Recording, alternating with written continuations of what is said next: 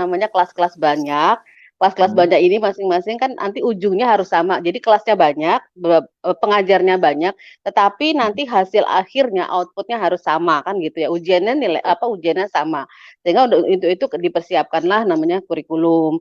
Nah, kurikulum ini sebenarnya untuk mendukung yang tadi disebutkan sama Pak Juli dari bagian dari eh, meningkatkan potensi diri atau kita sebut dengan leverage gitu ya.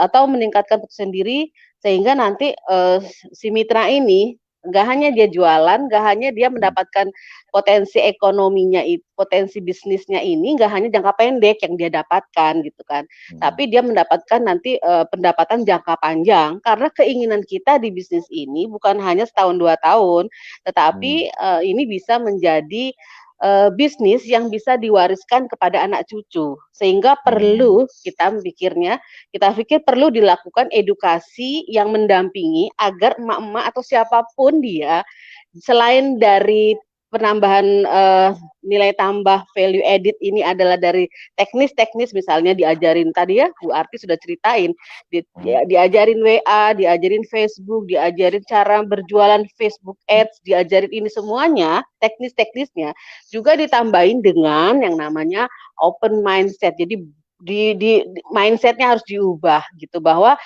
sesuai dengan tujuannya tadi kan menjadi sebaik-baiknya umat karena umat yang orang yang paling baik adalah yang paling bermanfaat bagi orang lain ketika diajarin ini maka insya Allah dia menjadi orang yang bisa mengoptimalkan hak usaha yang diberikan oleh Armina Daily. Nah 13 ilmu miliarder ini ya mungkin saya sebutkan satu pertama apa sih bisnis yang untung di era krisis? Nah, ini kita Hmm. mulainya adalah ketika eranya krisis. Sebenarnya yang untung di era krisis ini nanti ketika krisisnya lepas, ini pun akan terus berjalan karena bisnisnya adalah bisnis yang mencakup kebutuhan hidup manusia. Jadi memang yang bisnis primer gitu. Dan kemudian bisnis ini juga dikonsumsinya adalah everyday gitu ya. Everyday Hmm. bukan dipesan dipakai dikonsumsi orang setiap setahun sekali gitu bukan, Hmm. 2 bulan sekali juga bukan, tapi setiap hari sehingga income-nya pun setiap hari. Kemudian yang kedua, bagaimana resep anti gagal atau resep sukses itu gimana? Ini diajarin bagaimana kita belajar dari orang-orang sukses bahwa sebenarnya orang sukses itu punya pola dan kalau Hmm. kita ikuti pola ini sebagai sebuah metodologi, maka kita pun akan ikut sukses gitu. Hmm. Kemudian yang ketiga, plafon rezeki. Kenapa orang kemudian nggak naik income-nya? Udah ikhtiar lalor gitu, kayaknya kepala untuk kaki, kaki untuk kepala gitu, nggak berubah Hmm. juga. Ternyata ada hal yang mempengaruhi, yaitu namanya plafon rezeki. 6 orang sekitarnya yang selama ini mempengaruhi hidupnya, cita-citanya, gaya hidupnya, tadi yang Bu Tari bilang, itu mempengaruhi income kita. Sehingga Hmm. kalau memang itu harus berubah, maka lakukanlah perubahan. Kemudian yang berikutnya kecerdasan keuangan. Banyak orang-orang di luar sana tuh udah hasil riset bahwa banyak orang yang karena masalah tidak cerdas dalam mengelola keuangannya, berapapun uangnya akan akhirnya habis nggak menjadi aset. Jadi di sini kita belajar bagaimana aset yang bekerja untuk kita. Mula-mula kita mengejar aset, mula-mula kita mencari aset, tapi suatu saat aset ini yang akan bekerja untuk kita. Oh, nikmat banget kan kalau Oh. gitu ya, Mas Raka ya. Kemudian bagaimana menarik rezeki tanpa batas. Nah, ini Hmm. ilmunya magnet rezeki. Gimana kita menjadi magnet, akhirnya apapun itu akan datang ke kita.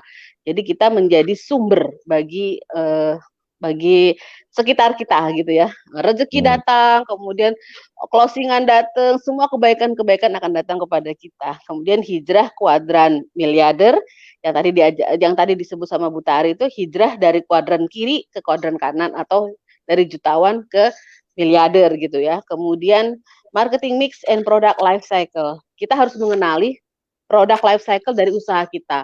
Kita berada Hmm. di perusahaan kita ini berada pada posisi mana? Apakah introduction, kemudian perkenalan, kemudian pertumbuhan atau maturity gitu ya. Jadi itu harus karena setiap tahap-tahapan produksi itu memiliki karakteristik yang berbeda dan perlakuan-perlakuan juga berbeda dari para leader pelaku bisnis di usaha ini. Kemudian kiatnya gimana meraih 1 miliar pertama, kemudian raih kebebasan keuangan, kemudian kekuatan dari modeling. Nah, ini yang kami pelajari, Mbak, dari bukunya hitung udah semua ringin bahwa dalam bisnis networking, nomor satu yang pertama adalah kekuatan di modeling.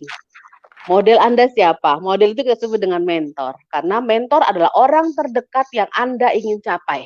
Itulah mentor atau namanya modeling. Sehingga perlu membuat sebuah model. Kalau tidak punya model, modelnya banyak atau modelnya tidak benar, maka itu lama banget pencapaiannya terjadi. Ya. Kemudian kekuatan dari tadi yang Pak Yuli bilang namanya leverage atau perlipat gandaan dari namanya STMJ. Silaturahminya dibangun, karena silaturahmi itu banyak fadilahnya, kemudian ta'awun menolong, saling tolong menolong, kemudian saling memuliakan, maka akan jaya bersama. Kemudian kita semua ilmu udah diberikan, tapi kalau selalu menolak, ternyata ada mental block yang selama ini ada di dalam alam bawah sadarnya. Sadar tidak sadar, ini akan menjadikan alasan kita selalu menolak, alasan kita selalu berargumentasi, alasan kita selalu cari alasan, namanya BEJ, selalu menyalahkan, selalu excuse, dan selalu mencari justify. Nah, ini namanya mental block yang harus kita hapuskan. Dan salah satu kuncinya atau caranya menghapuskan mental block ini sudah kita berikan training-trainingnya. Jadi semua penuh dengan training agar Bapak Ibu yang menjalankan usaha ini nggak hanya sekedar jualan, nggak hanya sekedar mengkonsumsi, tapi lebih kepada membangun aset sumber daya manusia dan aset yang terbangun dari adanya perubahan-perubahan jiwa raga manusia itu akan menjadikan kita semua menjadi orang-orang yang bisa membangun bangsa dan negara ini. Seperti itu, Mas Raka, Masya Mas Allah, Husnu. luar biasa. Nih Bu Ingkris nih, tadi ya kurikulum 13-nya nih